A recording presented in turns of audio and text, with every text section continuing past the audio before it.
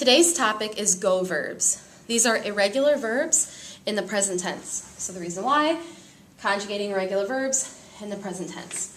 Couple of terms that you should be familiar with by now. Verb, it's the action in the sentence. Stem and end. Those are parts of the verb. The end is the last two letters, AR, ER, or IR. The stem is everything else.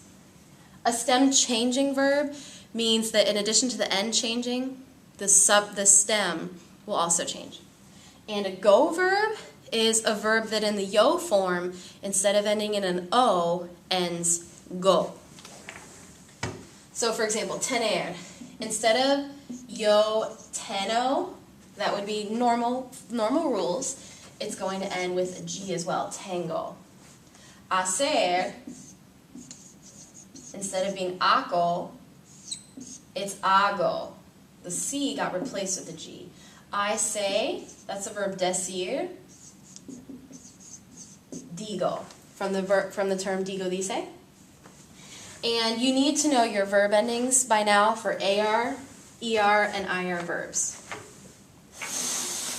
All right, we've got a couple different types of go verbs, and we're going to start with regular go verbs, meaning that in the yo form, the O goes to go, but nothing else is different or irregular about it. So we call them regular go verbs. Hacer is to do or to make. And so, like we said, in the yo form, it's hago. So the C gets replaced with a G. But in all the other forms, it's regular, just like we said here. So haces, hace, hacemos, hacéis, it's an E, hacen. Poner is to put or to place. So in the yo form, it is pongo instead of pono, pongo. But in all the other forms, it's normal. So you take off ER and then add the same endings as you did in hacer. Salir is to leave. The yo form is salgo. That's an A. And all the other forms are normal. Sales, sale. IR verb salimos, salís, salen. And valer is to value or to be worth. So in the yo form, valgo. Vales, vale, valemos, vales, valen. So in all the other forms except the yo form, it's just like a regular verb. That's what you need to know from this slide.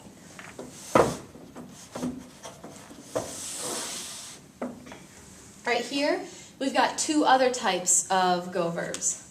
One is it's a go verb and a stem changer. And down here we have go verbs that just don't follow normal rules because they're just of the irregulars, they are the irregulars just because. All right, tener. So as we know, the yo form is tango. In the other forms though, tienes, this is an E to IE stem changer.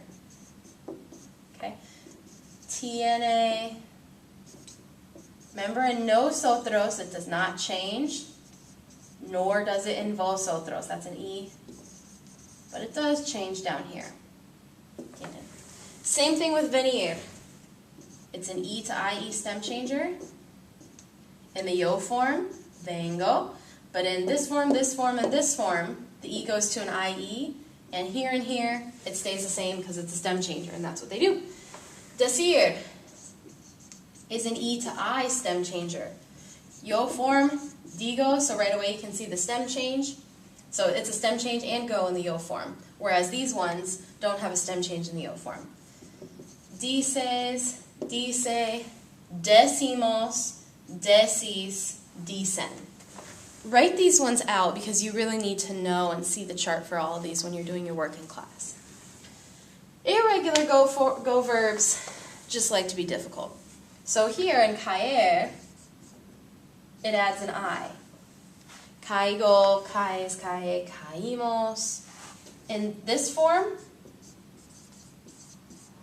it does add an accent. Caís,